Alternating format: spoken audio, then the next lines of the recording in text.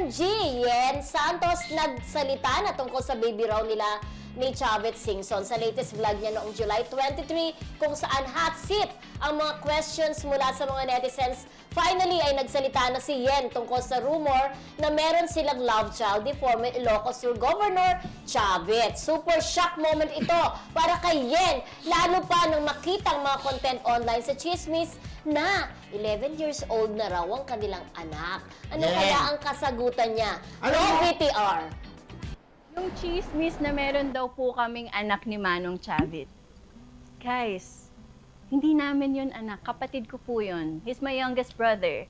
Okay. Yung di ba pinag-usapan natin yesterday, yung kay Paolo Contes.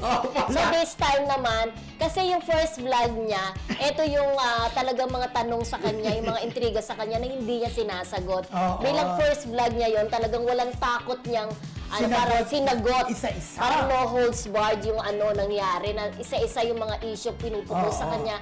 Isa na nga dyan yung yung pagkakaroon daw nila ng love child ni dating Governor Chavez Singson. Nasabi niya ay daw, kapatid daw niya yun. Yan yung kapatid niyang lalaki na sabi, oh, malaki na. Kasi lumalabas sa mga TikTok na ang laki na ng anak nila, di umano. Oo, malaki na. Sabi, guys, kasi po, 11 years old na siya. Pero yun po, kapatid niya, yung brother niya, at inaanak pala yun ni Governor Chavez Singson. Youngest brother niya. O kaya lang, di ba, sabi ko nga sabi din ng mga nagko-comment ng mga netizens kung kapatid niya yun, dapat noon pa man, sinasabi niya na.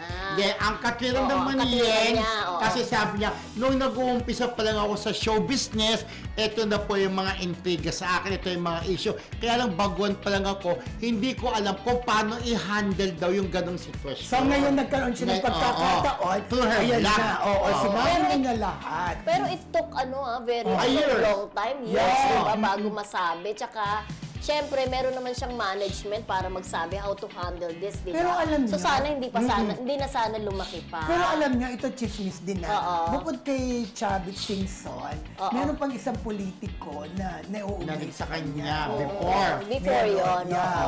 So pero, yun na nga, binigyan niya ng linaw. Actually, itong pagbablog niya, parang preparation din ito, parang kasi ang alam ko, babalik na siya sa showbiz kasi parang marami daw siyang realization na for a while, dahil nga na-inlove siya dun sa sinasabi niyang manipulative and controlling na tao, medyo nakalimutan niya yung kanyang sarili. Oo, ganun naman minsan, ang babae kapag nai-inlove, nababaliw. Ganun maraming nakakalimutan. Hindi naman ako ganun. Pero diba, kasi nga, yun nga sinasabi, hindi mo mapipigilan ang puso. Pero dapat lang talaga, sabi nga, magtira ka para sa iyong sarili. Huwag mong ibigay ang 100%. Ibigay mo na. Ilan lang dapat ang... Dapat ang ibigay mo lang 80%. 40%. Okay, bigay mo ng aming Christmas bonus. lang, di ba? Correct. Pero minsan pagka nag-mahal ka, hindi mo na maisip na basta bigay todo ka pag mahal mo di ba? Kaya at least nagising siya sa bangungot. Kaya may baliw na pag-ibig, may baliw na puso. Pero ding, if love is blind. Baliw na puso. Di ba may katang ganon? Ni Jesse Zaragoza.